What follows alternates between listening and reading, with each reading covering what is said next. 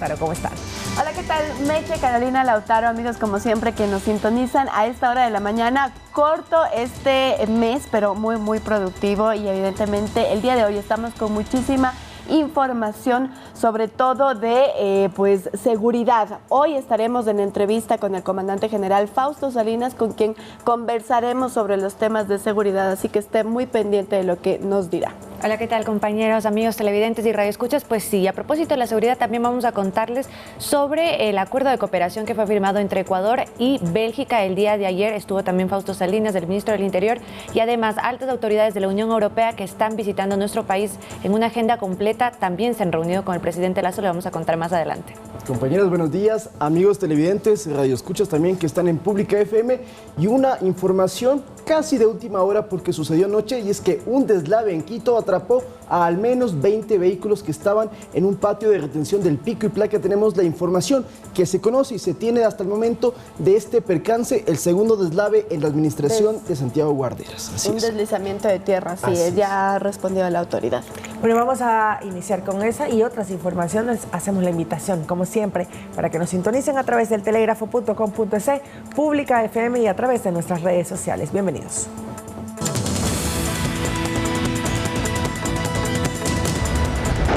Policía detiene a un sospechoso de la muerte del dirigente indígena Eduardo Mendúa, asesinado este fin de semana en Sucumbíos. Fiscal Diana Salazar confirmó que la trama del llamado caso Sinohidro tendría una amplia red en otros países, por lo que se trataría de una estructura transnacional. Cambios en el modelo de evaluación escolar. Se eliminan exámenes complexivos, se retorna a los trimestres y los niños de educación básica podrían perder el año si no cumplen un mínimo de notas. El presidente de la Corte Nacional de Justicia, Iván Saquicela, propuso al presidente de la República, Guillermo Lasso, crear una mesa interinstitucional para así combatir la inseguridad y luchar contra el crimen organizado. En el documento que fue enviado el pasado 24 de febrero, Saquicela precisa que la mesa estaría integrada por las autoridades del Ejecutivo, Legislativo y también la función judicial. El documento señala que amerita que las autoridades del Estado estén organizadas, fortalecidas en trabajo conjunto interinstitucional para dar una respuesta y tener la capacidad de enfrentar estos males de la sociedad. Así es, y entre los temas que Saquicela dice que se pondrán sobre la mesa se encuentran reformas legales para el tratamiento correcto de los delitos, así como cambios necesarios en instituciones afines al sistema penitenciario. Este espacio pretende llevar también la necesidad de cambiar las condiciones bajo las cuales un juez recibe custodia policial cuando tiene en sus manos un caso que pone en riesgo su integridad, porque no nos olvidemos que en los procesos judiciales en muchas ocasiones hay amenazas tanto a los jueces como a los fiscales, inclusive a los testigos, así que lo que buscan es blindarse para que pueda haber un proceso judicial más transparente y seguro a quienes ofrecen este servicio. Hasta el momento entonces está enviado el documento, esta solicitud o esta propuesta desde la Corte Nacional de Justicia. Sin embargo, aún no se han dado detalles de si ambas funciones del Estado, es decir, legislativo y ejecutivo, aceptarán o cómo se conformaría esta mesa. Lo que sí es cierto es que el día de ayer el ministro del Interior, Juan Zapata, justamente se refirió a la seguridad que se les da a los jueces que prestan o que están involucrados en este tipo de casos delicados, también a los fiscales. Se ha mencionado que se están tomando también en consideración todos estos aspectos que por parte del sistema de justicia se lo ha puesto sobre la mesa, y esperemos que en los próximos días se conozca cómo se llevará a cabo estas mesas interinstitucionales.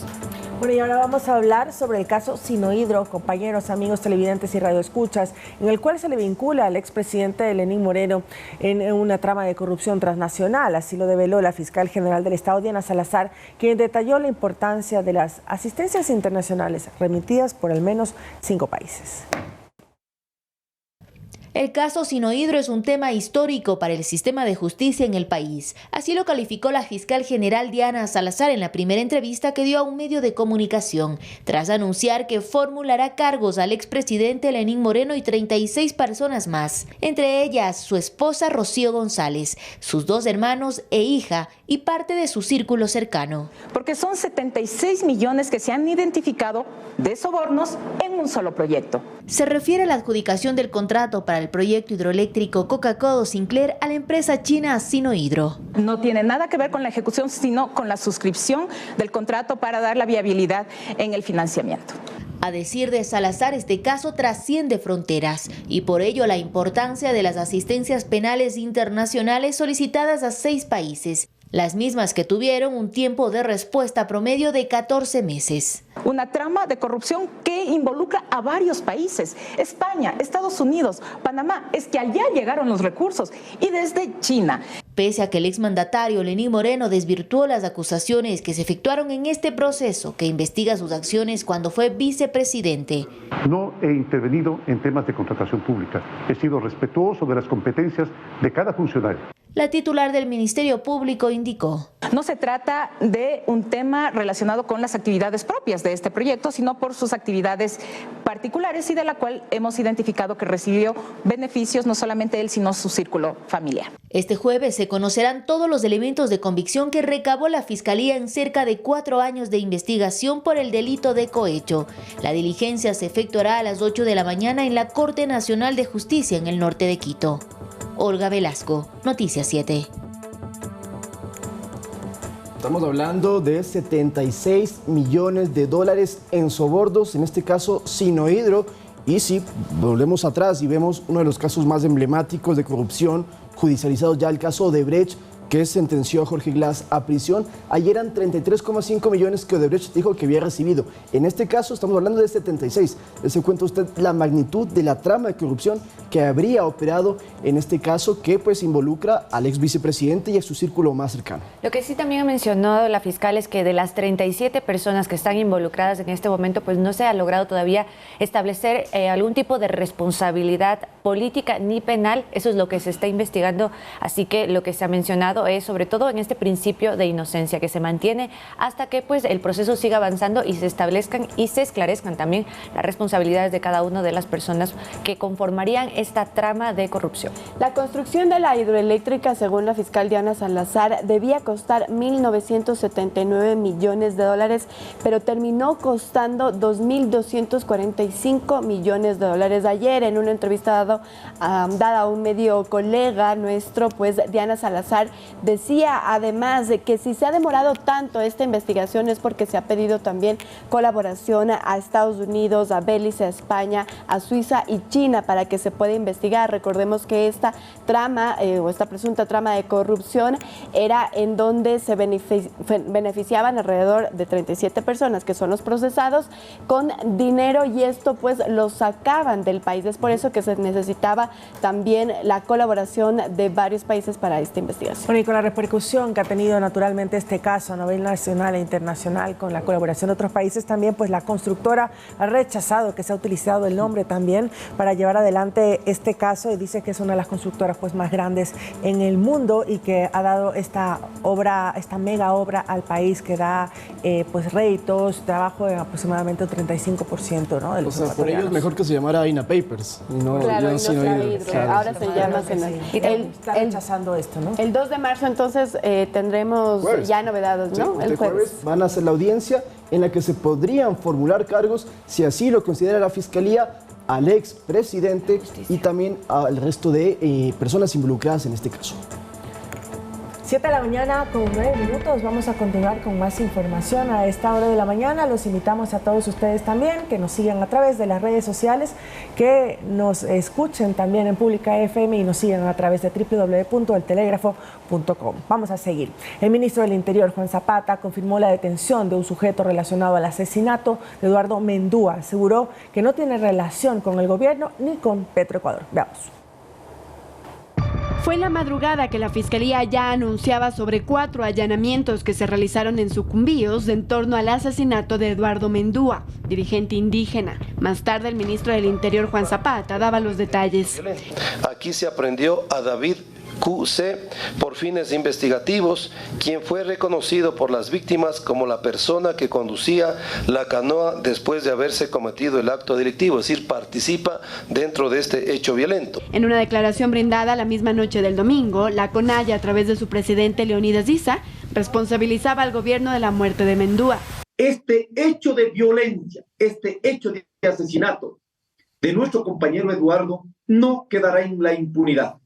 Declaramos con absoluta responsabilidad que el gobierno nacional debe dar cuentas sobre este hecho. No es muy responsable el tratar de endosar responsabilidades sin seguir, obviamente, este canal técnico investigativo. Y según un familiar cercano, habría recibido amenazas de otros dirigentes de la zona por discrepancias internas.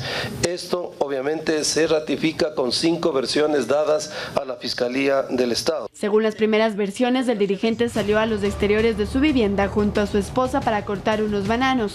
En ese momento llegaron 2 personas desconocidas y dispararon 12 veces hasta matarlo. La casa de Mendúa se localiza en la comuna Cofán Dureno, en la parroquia Dureno. A varios kilómetros de ahí se asienta la zona de expansión de gran parte de la industria petrolera del país. Zapata asegura que las investigaciones de su asesinato para dar con los responsables van por buen camino. Andrea Orbe, Noticias 7.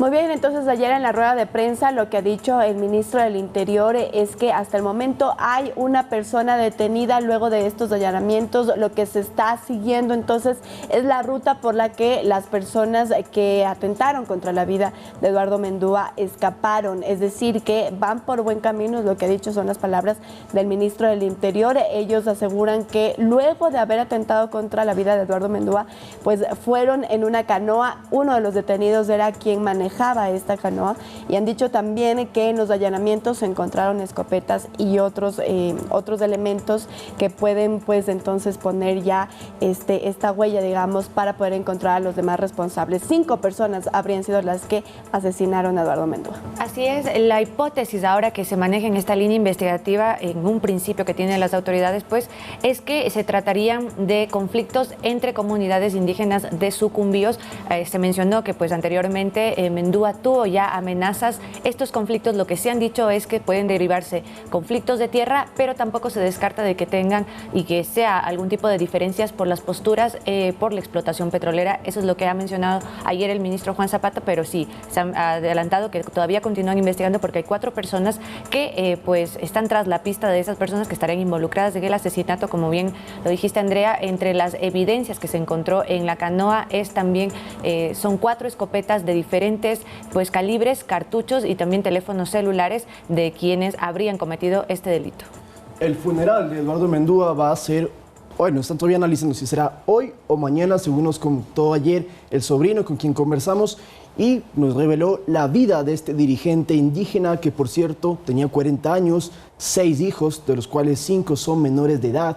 Él toda su vida se dedicó a trabajar por la defensa de los territorios. Para que tengamos un poco de contexto, recordamos que en el Ecuador hay una serie de nacionalidades de pueblos indígenas. Los Cofán están en el norte de la Amazonía, están en Sucumbíos, no son muchos, son 1.200, pero en la parroquia donde él vive y en la comunidad Dureno, es donde más viven, son 750. Él era su presidente, su máxima autoridad, y además era miembro de la CONAIE. La CONAIE tiene 10 dirigentes que son los que integran, digamos, como los altos mandos. Sí. Exactamente, él era uno de ellos. ¿Qué hacía él? Bueno, trabajaba en las relaciones internacionales, no solo buscar financiamiento extranjero, sino también tener contacto con los pueblos indígenas de otros países y en conjunto pues pelear por los derechos de la soberanía de la naturaleza.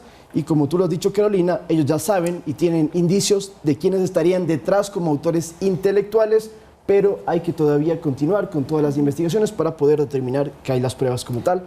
Lastimosamente están muy apenados, me contaban en la comunidad, muy tristes con lo que pasó. Un puesto clave que manejaba en la CONAIE, ¿no? Sí, como claro. representante de las gestiones internacionales. Sí, claro que sí. Bueno, el presidente de la Confederación de Nacionalidades Indígenas, CONAIE, pues descartó que por el momento haya un paro nacional. Vamos a escuchar algunas declaraciones en una entrevista que entregó a una radio colega. Creo que en este momento una movilización generalizada en la crisis económica, en la crisis de seguridad, seguramente habría una infiltración mucho más en términos delincuenciales, porque ni siquiera ha podido garantizar en las filas de los que deberían controlar en la Policía Nacional, en estos sectores. No lo han hecho. Pero sí, nosotros podemos defender y asegurar en los territorios donde sí conocemos a nuestra gente. Eso que quede claro. Por ello vamos a participar también en la convocatoria de las compañeras mujeres. Nosotros no pretendemos en este día encabezar o lo que sea. No, hay una decisión, va a haber la participación de las compañeras mujeres por el Día Internacional de la Mujer. Bueno, como ya se había anunciado, pues la CONAIE estará plegándose a las movilizaciones que se dan usualmente el 8 de marzo por la conmemoración del Día Internacional de la Mujer, pero se ha descartado al momento que existe una movilización masiva. Esto también es un aliciente para el sector industrial que pues ha venido comentando la preocupación que se tenía de que se convoquen nuevas movilizaciones. Las últimas, las de junio de 2022, pues habría costado al sector industrial del país más de 1.100 millones de dólares y se tuvieron que recuperar pues esto durante aproximadamente 6 meses, que le pasó factura al tema empresarial sobre todo. Donde también habrá movilizaciones será el 28 de marzo. Ellos se reunirán para poder entregar un proyecto de aguas a la Asamblea Nacional. Sin embargo, es decir, hay que separar. Paralización, no van a parar absolutamente nada, pero sí se van a movilizar estas 2 fechas que ya ha nombrado Carolina. Eso es lo que ha dicho hasta el momento Leonidas Issa, el presidente de la CONAIE. Además ha dicho que lo que sí se declara es estar alerta en sus territorios, movilizarse en sus territorios, lo que hemos escuchado en sus declaraciones. Esto porque dicen que en una movilización ahora mismo podría haber muchos infiltrados, mucha delincuencia. Sí, todo el mensaje sobre todo a los emprendedores, a la gente que tiene negocios y que generalmente está preguntando, bueno, ¿hay o no paro? No se preocupen, como ya lo han dicho mis compañeras, negado, cierre de vías, ingreso a ciudades grandes, eso no va a suceder porque evidentemente dicen quienes fueron los gestores del paro en junio pasado, no es el mejor momento para hacerlo. Lo que ocurra el 8 de marzo, bueno, es una movilización histórica de muchos años que está todos los años. Que se suman a esa movilización. Entonces, no es algo más grave, no se preocupe. El 8 de marzo siempre hay movilizaciones en favor pues, de la conmemoración del Día de la Mujer. Y quienes se movilizarán, me parece, de la CONAIE, como lo dijo ayer Leonidas Issa, serán mujeres indígenas de realidad.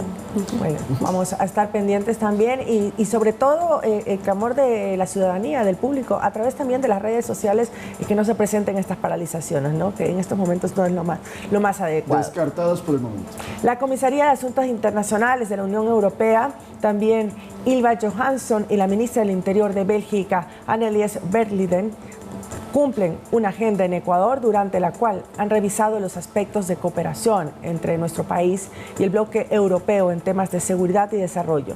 Este lunes se reunieron con el presidente Guillermo Lasso, el Frente de Seguridad y el canciller Juan Carlos Holguín. Durante la jornada, la delegación belga y el Ministerio del Interior firmaron un memorándum de entendimiento en la lucha contra el crimen organizado transnacional.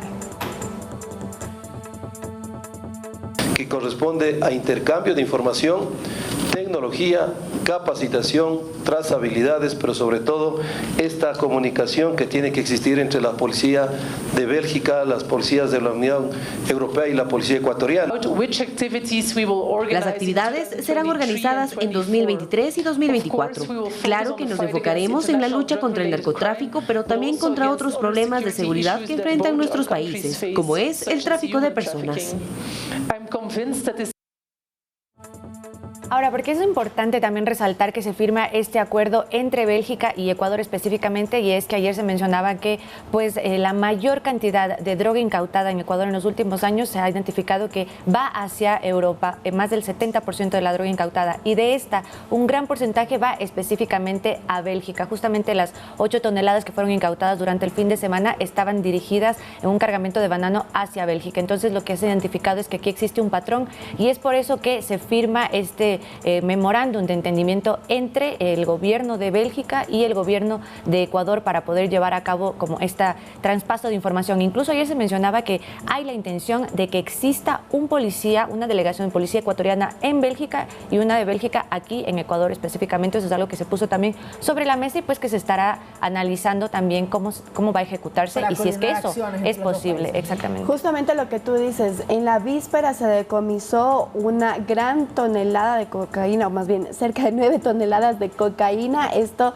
pues ha sido, es un importante decomiso justamente en uno de los puertos de Guayas, y la embarcación, o digamos, el objetivo era llevarlo precisamente hacia Bélgica. Esto ocurrió un día antes de que se firmara este acuerdo, en donde se prevé pues que, como lo ha dicho Carolina, entre otras cosas haya este intercambio de información entre los dos países. Y además que es muy importante este tipo de acuerdos que se hacen con países europeos, porque Ecuador busca la exención de la visa Schengen y esto puede sumar puntos a que en Europa digan, ok, esta nación cumple ciertos criterios de seguridad y se les puede permitir el ingreso a nuestros países. En buena hora todo lo que está pasando. Ayer se habló sobre la visa Schengen justamente también, y pues la comisaria de la Unión Europea lo que dijo es que pues Ecuador está en el camino, está en un buen camino, pero el canciller mencionó de nuevo esto de si se entrega información falsa cuando uno va aquí a pedir la visa a cualquier país del bloque europeo, eso pues evidentemente perjudica a la calificación que pueda tener la información que se entregue dentro del Parlamento Europeo, que es un trámite que está en camino, pero ayer pues la comisaria lo veía con muy buenos ojos, ¿no? Así es de lado y lado también, ¿no? No solamente por parte de las autoridades, sino por parte de los ciudadanos, que cuando vayan a solicitar este documento importante, pues también sean claros con la información que otorgan, que presentan. Y en el marco también de la corrupción o de la inseguridad, más bien, perdón, el docente universitario que estaba desaparecido, queremos contarle, en Quito desde el pasado 15 de febrero, fue hallado sin vida este día lunes. Este caso se suma a otros lamentables hallazgos de fallecidos cuyo paradero era incierto. Veamos. 12 días pasaron hasta que los familiares del profesor Mauricio Crisón lo encontraran en una morgue de Quito. El 15 de febrero fue la última vez que lo vieron con vida al salir de la Universidad Central, donde laboraba como docente en la Facultad de Agronomía. El sábado la policía halló un cadáver en el nororiente de la ciudad y este lunes los allegados de Crisón confirmaron que se trataba de él. Su caso no es el único en el año, pues durante el fin de semana aparecieron los cadáveres de otros 2 desaparecidos, del empresario santodomingueño Freddy Moreta y de la enfermera cuencana Maribel Castillo, esta última con señales de violencia y semidesnuda. Este lunes también hallaron sin vida al teniente político de Canuto, parroquia de Chone, Manabí. Su nombre es Manuel Vera Andrade, de 53 años, quien habría sido secuestrado el viernes, pero cuyo cadáver fue rescatado en la vía a Tosagua. Además, la policía está investigando el paradero de otras 2 jóvenes. Se trata de Estefanía Ávila Castillo y de Angie Asang, quienes fueron vistas por última vez el domingo y la madrugada del lunes, respectivamente, en distintas zonas de Sauces en Guayaquil.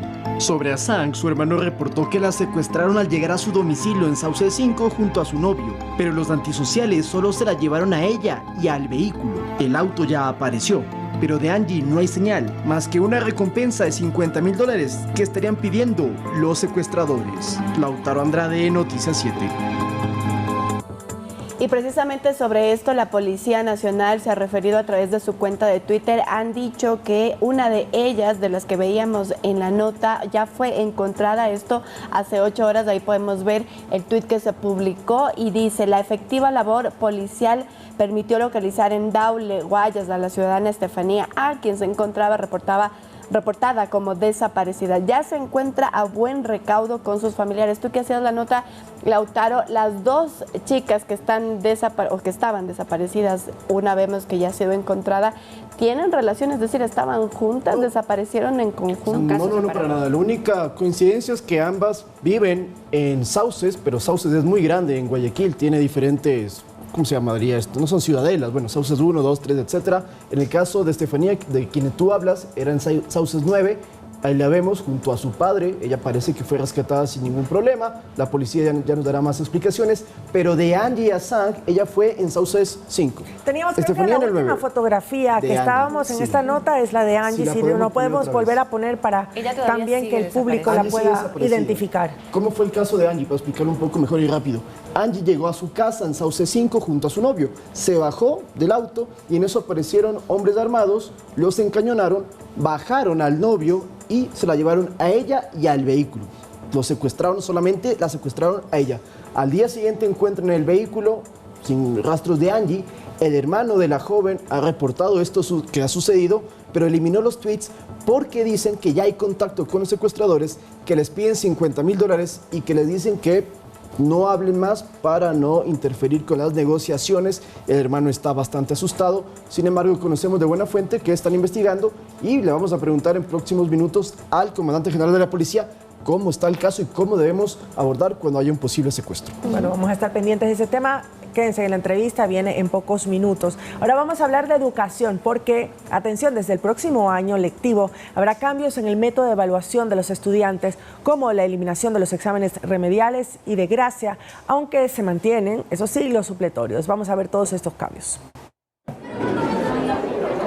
El nuevo reglamento de la Ley de Educación Intercultural reforma también el método de evaluación de los estudiantes, que ahora estará enfocado en la recuperación de aprendizajes durante todo el año. Como primer punto, se eliminan los exámenes remediales y de gracia. Y que sea un esfuerzo que se realice a lo largo de todo el año, no esperar a recuperar la última nota para pasar el año. Esto es bien visto por padres de familia. Entonces, con esta eliminación es una exigencia para que los jóvenes comiencen a estudiar de veras como fueron hace años atrás. ¿Cree que había demasiadas oportunidades? Sí, demasiadas oportunidades y los chicos esperaban al final del año para ponerse a estudiar. Sin embargo, este punto es rechazado por los estudiantes. Me parece mal, por ejemplo, te queda una materia listo, pero que digan todos pierdes el año no sería injusto. Además, se mantienen los exámenes supletorios desde básica media hasta bachillerato, solo si en la nota final tiene una calificación menos de 7 sobre 10. Si un estudiante de básica superior o bachillerato reprueba 2 o más asignaturas, debe repetir el grado curso. Si un estudiante de básica superior o bachillerato reprueba una sola asignatura, en ese caso sí puede ser promovido al siguiente año, es decir, pasa de año, pero tiene que seguir un proceso de nivelación en la asignatura que ha reprobado. Para estudiantes del cuarto grado también existen cambios. Si tenemos un estudiante que ha llegado a cuarto grado por la promoción automática y pese a los esfuerzos de nivelación que no sabe leer, no puede ser promovido a quinto grado. Además, se elimina que los estudiantes desde inicial hasta séptimo de básica pasen de año automáticamente sin importar sus notas, lo que ha provocado, dicen, falta de conocimientos, especialmente en lectura y matemáticas. Y si un estudiante en básica media no aprueba o no llega a adquirir las habilidades básicas en las asignaturas básicas, pueda repetir el año por una ocasión. Además, a lo largo del año escolar, los menores podrán recuperar hasta 6 notas por cada materia. Esto será voluntario. Todos los cambios entrarán en vigencia desde el periodo 2023-2024. Edison Saavedra, Noticias 7.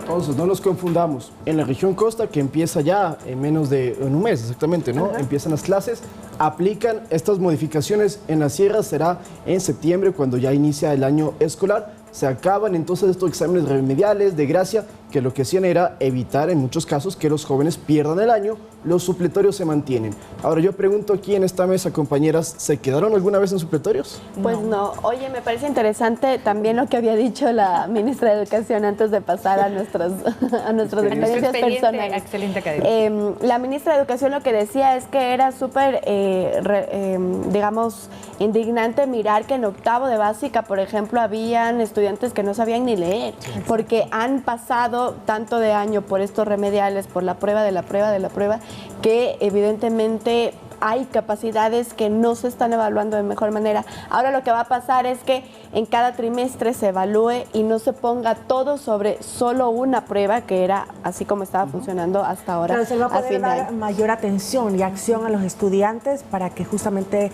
no acumulen vacíos dentro de la materia, y eso es importante. Esta es la forma como se evaluaba hace algunos años, pero también hay que tomar en cuenta lo que pasaron los estudiantes a través de la pandemia. Esto también les afectó muchísimo en su proceso de aprendizaje, en la educación y también en la adquisición de los conocimientos. No es lo mismo estar en modalidad presencial que estar en modalidad en línea. Eso les afectó muchísimo.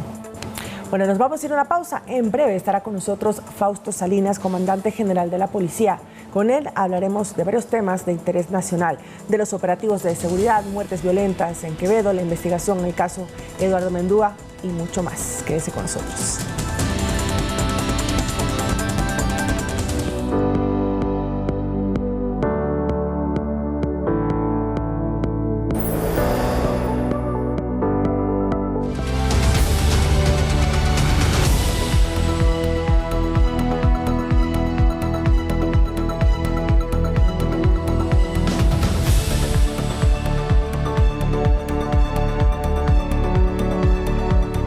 Con 31 minutos, como lo habíamos anunciado, ya se encuentra en nuestro segmento de entrevistas con nosotros el comandante general de la Policía Nacional, Fausto Salinas. Muy buenos días, comandante.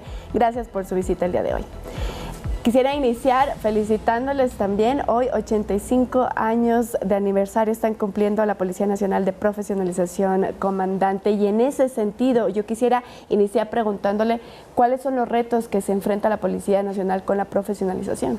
Buenos días. Sí, una decisión acertada del presidente Enríquez Gallo, realmente profesionalizar a la policía, luego de un tiempo, un periodo en el cual era un cuerpo que no tenía una escuela de formación de oficiales y que posteriormente, el 2 de marzo de 1938, inició su etapa de profesionalización. Por eso decimos, son 85 años de profesionalización y 177 de institucionalización.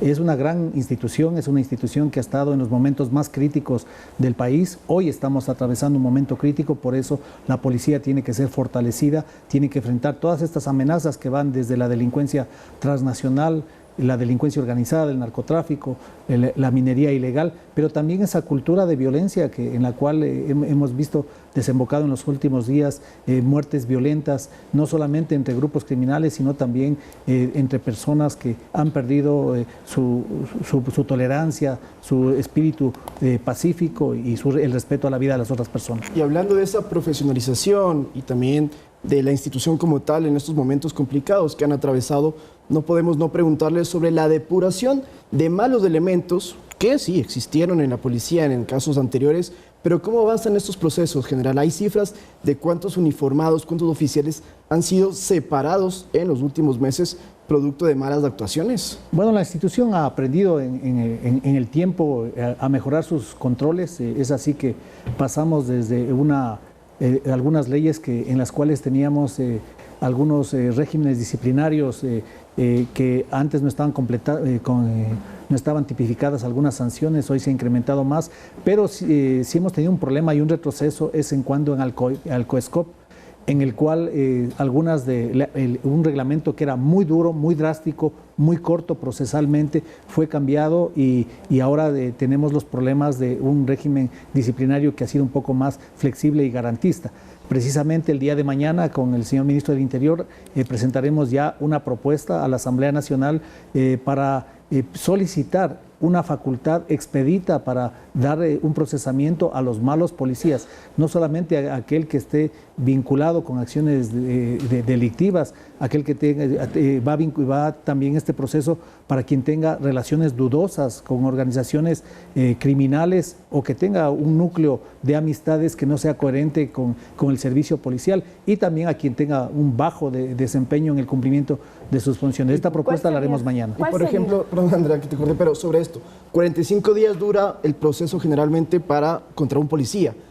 ¿En cuánto se reduciría? En 15 días. La propuesta la vamos a presentar a la Asamblea, esperemos que le tomen la prioridad del caso, porque este es un tema importante. Es una institución, una de las instituciones más grandes y diríamos la más grande en el ámbito de la seguridad, y requiere que la ciudadanía tenga confianza en esta institución, por lo tanto los policías no pueden cometer errores. Hace pocos días tuvimos un caso en el cual la Policía Nacional con su unidad de conducta operaba con un proceso de investigación y ponía a órdenes de la justicia a malos elementos. Estos malos elementos no pueden estar en la institución, tienen que salir de la institución porque la policía debe garantizar transparencia e integridad. ¿Esta propuesta solo contemplará, digamos, este tiempo que se podría separar de la Policía Nacional a los malos elementos, o tendrá otros, digamos, otras aristas, otros puntos dentro de esta propuesta que entregarán a la Asamblea Nacional? Bueno, esta es la primera parte, hay otro paquete que irá también con algunas figuras disciplinarias que también se deben incrementar. ¿Cómo cuáles, por ejemplo? Por ejemplo, las personas que tengan uso inadecuado de los medios logísticos, uniformes, quien entregue información a organizaciones criminales, y bueno, otras nuevas conductas que se están presentando en el cumplimiento de la misión constitucional. En los últimos días, en las últimas semanas, ustedes han sido invitados varias ocasiones junto al ministro del Interior para conversar de diferentes temas. En este caso irían entonces para entregar un proyecto. Me imagino que tiene usted un mensaje a la Asamblea de que en estos casos puedan tramitar lo antes posible, porque esto va a ayudar a la policía, según entendemos. Así es, la policía es una de las instituciones que más controles tiene. Somos la única institución que tiene pruebas de confianza, que abarca 4 ejes, la prueba toxicológica, el estudio psicológico o el examen psicológico, el estudio socioeconómico y la prueba de polígrafo. Sin duda hemos aplicado estas estas pruebas en varios niveles y algunas de las personas han sido tomadas en cuenta inclusive para sus ascensos, y estamos mirando cómo profundizar aún más en estas herramientas de control. En ese sentido, hasta ahora, con la actual ley, ¿cuántos policías han sido separados de la institución por ser malos elementos? Bueno, tenemos por años, creo que el año pasado fueron aproximadamente 220 los que fueron separados, no tengo el número exacto en este momento, pero sin embargo la policía siempre está operando en contra de los malos policías. Tenemos una unidad de conducta. Esta unidad investiga delitos que podrían cometer los malos policías y ha dado golpes contundentes, pero también no hemos tenido un acompañamiento apropiado por algunos jueces que a veces les otorgan algunas medidas de protección a estos malos policías que deberían salir de la institución. Ahora, general, en ocasiones no son malos policías, sino que es que estas bandas utilizan ropa, vestimenta, implementos policiales. ¿Hay alguna manera para hacer un control y evitar que sea tan fácil, por ejemplo, tener o adquirir un chaleco y luego utilizarlo para el crimen organizado? Así es una de las estrategias que utiliza la delincuencia, usar prendas policiales que están en el comercio, están a la venta al público, a veces sin muchos controles. Por eso se han organizado algunos operativos con intendencias, pero la propuesta que tenemos, y que el día de ayer hubo una reunión muy provechosa ya con el Ministerio de Finanzas, en la cual se van a asignar algún presupuesto para comprar ya un nuevo uniforme. Este nuevo uniforme tendrá otras características, tendrá código QR, tendrá un número de identificación de cada policía, de tal manera que nos brinde más transparencia y confianza para el servicio a la ciudadanía, y también tendrá alguna trazabilidad con una codificación de cada uniforme a quien pertenecerá. Más complicado conseguir este tipo de uniformes, y eso va a dar una mayor garantía a los ciudadanos. Con este ejemplo que se ha dado, se me viene a la cabeza también el caso que vimos la semana pasada, y es donde atentaron contra un centro de rehabilitación. Le voy a cambiar de tema ahí, y si es que ustedes tienen información de qué fue lo que ocurrió. Entraron diciendo que eran policías, mataron a 4 personas dentro en el centro de rehabilitación. ¿Se sabe ya cuál fue la motivación de los delincuentes y qué seguridad se está dando dentro de los centros de rehabilitación, comandante? Bueno, ese es un caso que está en investigación. Recordemos que hay muchos centros, algunos de ellos son clandestinos, que no tienen los permisos adecuados. ¿Este era uno de ellos? Este era un centro de ese tipo, y no, esos centros no son del Estado, son clandestinos primero, entonces no tienen seguridad policial. Sin embargo, la policía ante este hecho está realizando las investigaciones, estamos buscando las motivaciones por qué se produjo este hecho, y los autores de estos eventos criminales tendrán que ser puestos a órdenes de la justicia.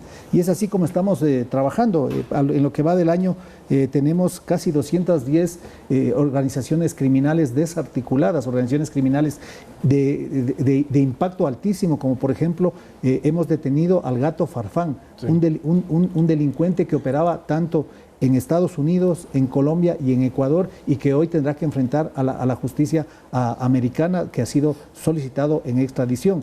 Y la estrategia que estamos aplicando de atacar los objetivos de alto valor, las organizaciones de alto valor, y desarticular su economía criminal está dando resultado con operativos que en este año que hemos pasado han sido de impacto, y los resultados y los golpes a estas organizaciones criminales realmente se sienten. El día de ayer también pudimos dar la rueda de prensa sobre el efectivo trabajo de la Policía Nacional en la lucha contra las drogas. Este trabajo es reconocido a nivel internacional. También el día de ayer estuvieron delegados de la Comunidad Europea, la ministra del Interior de Bélgica, donde reconocen esta ardua labor profesional, y vamos a ampliar los niveles de cooperación. General, y ahora que usted mete el tema justamente de las mafias y del tráfico de drogas a Europa, la pregunta que mucha gente se hace es ¿quién está detrás de todo esto? Yo quisiera primero confirmarle si la mafia albanesa, que tanto hemos escuchado hablar en estos últimos meses, es la que envía la droga al exterior, y qué nos puede contar usted de esa mafia albanesa.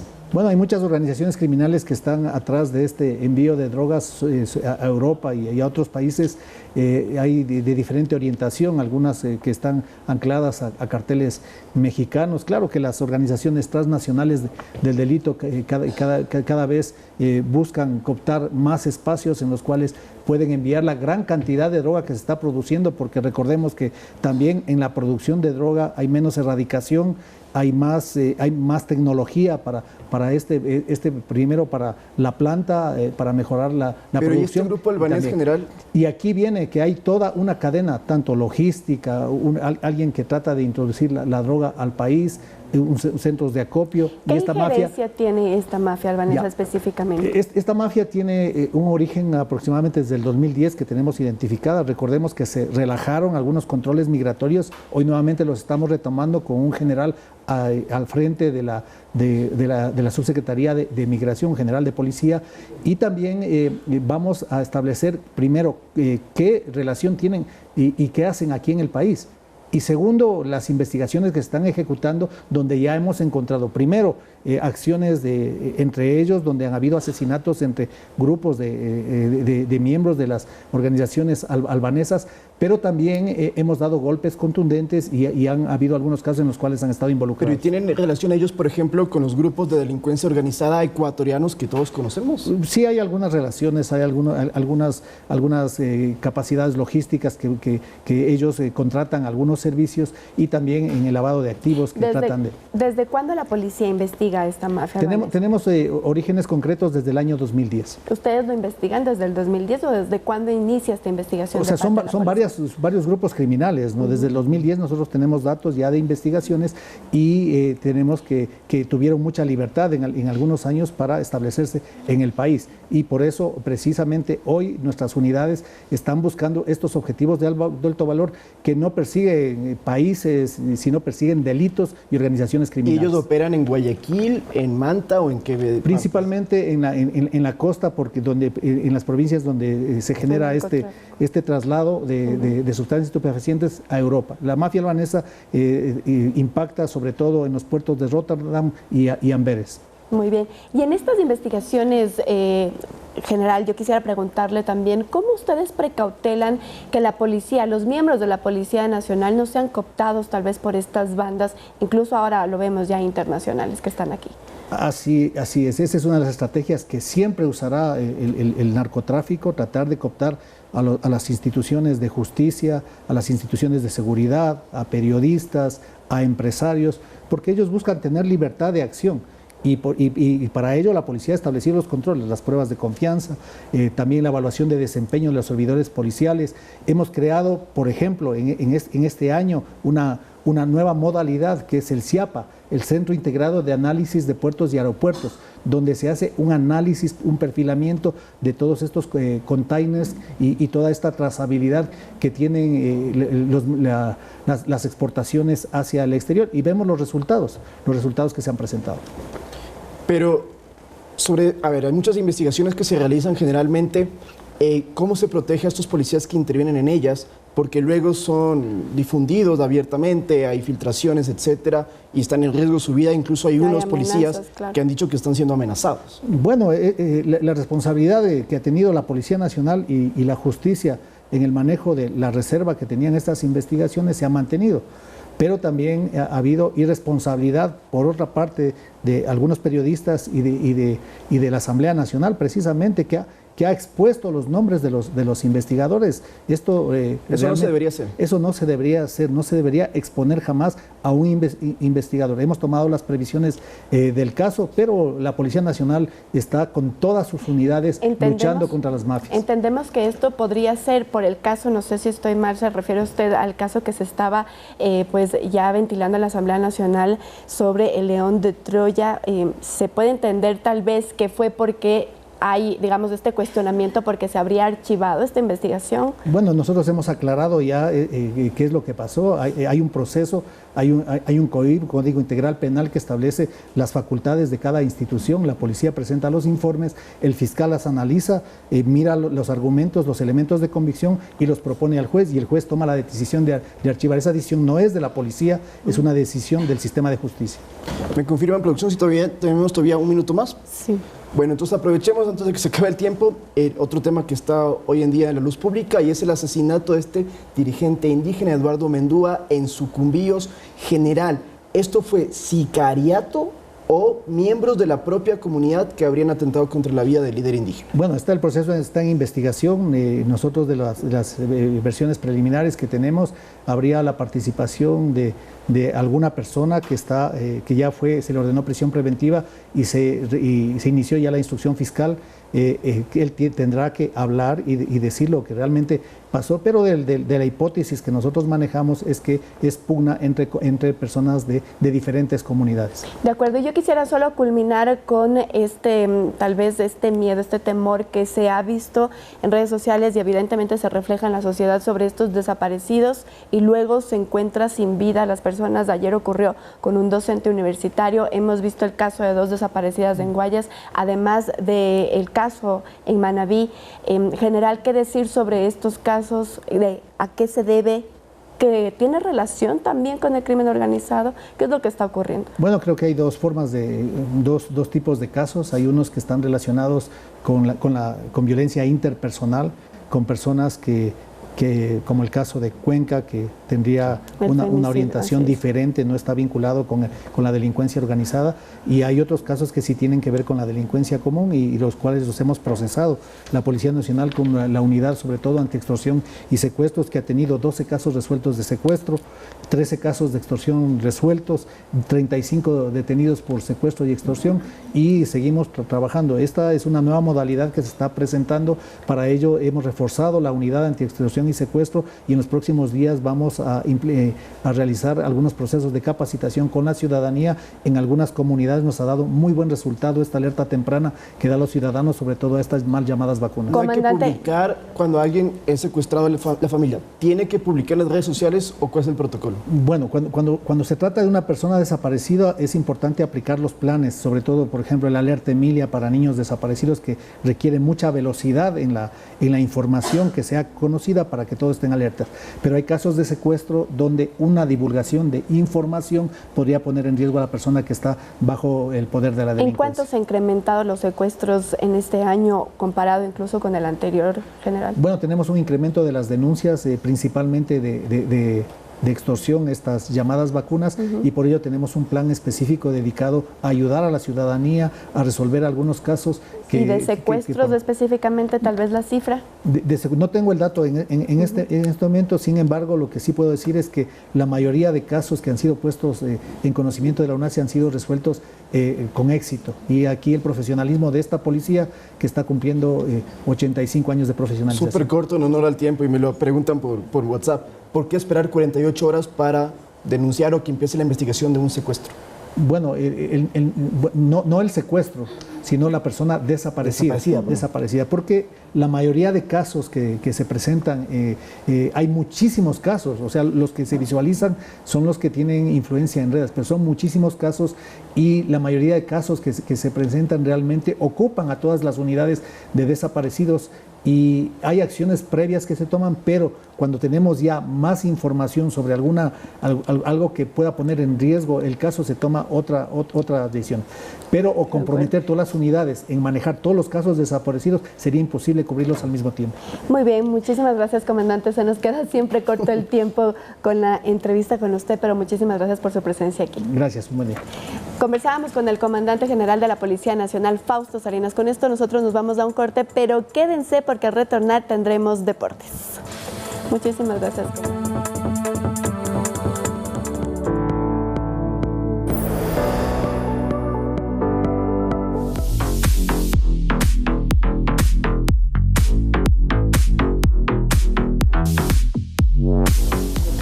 Hola, hola, muy buenos días. Estamos ya listos para la información deportiva, no sin antes desearles un excelente martes a todos ustedes y también a ustedes, compañeros. ¿Cómo están? Gracias, hola, Mili. Buenos días.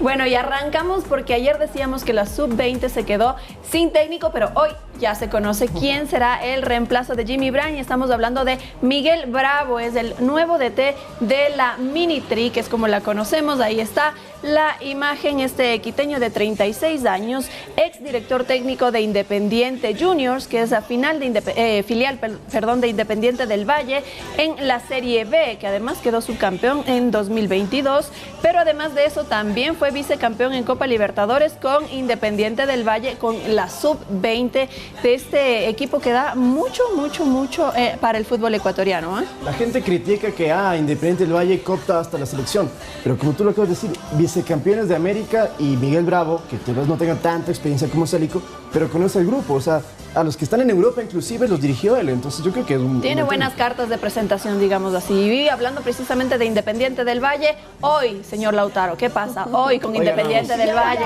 Ya viene con la camiseta del Independiente. La tengo guardada. Hoy le toca la de Independiente del Valle. Hoy le toca, literalmente. Eso es lo que Hablamos de la final, ya el partido de vuelta que jugará Independiente del Valle contra Flamengo por la Recopa Sudamericana. En el partido de ida van con ventaja, además porque vencieron 1-0 y además el día de hoy, bueno, se definirá ya. Vamos a ver qué es lo que pasa en el Maracaná a las 19:30. Menos mal en el Maracaná, este mítico estadio. No tienen mucha ventaja. Sí, 1-0 de local. Tienen la ventaja de jugar en el Maracaná. Es lamentable, en todo caso tienen que, tienen que lucharla. O sea, hay maracanazos de equipos ecuatorianos que han hecho maracanazos. Como Liga de Quito, no hay por qué negarlo.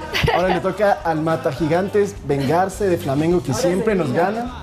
No, Sin embargo, van sin Joao Ortiz. ¿Cómo ves tú el tema esta baja que tiene Independiente del Valle? Lo bueno es que el resto del plantel no jugó en la Liga Pro en la primera fecha. Entonces yo creo que se puede aguantar por lo menos hasta los penales.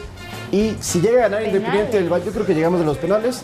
Si gana Independiente del Valle, compañeras, espero que mañana empecemos el noticiero felicitando al campeón de América. ¿Tú vienes con la camiseta? Yo vengo con la camiseta. El noticiero lo hago con la camiseta.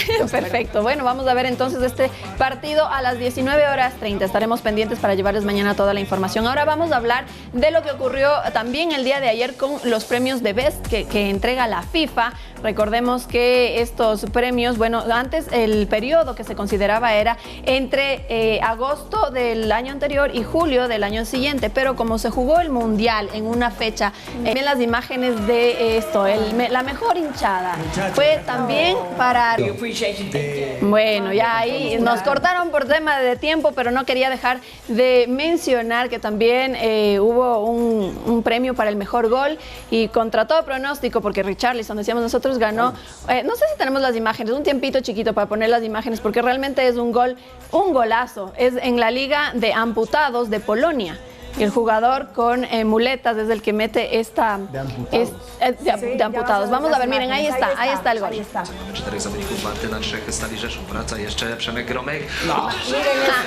Chilena, tijera, lo que quieras, ¿qué quieren?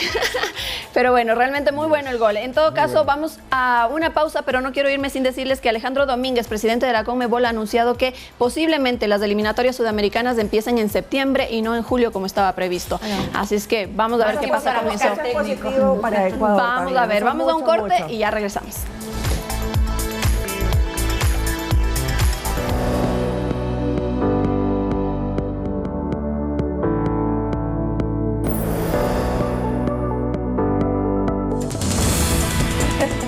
Oiga, 8 de la mañana, no tenemos nada más que decir. Gracias por la sintonía. Regresamos mañana a 7 en punto. Que tengan buena jornada. Buen día para todos. Chao.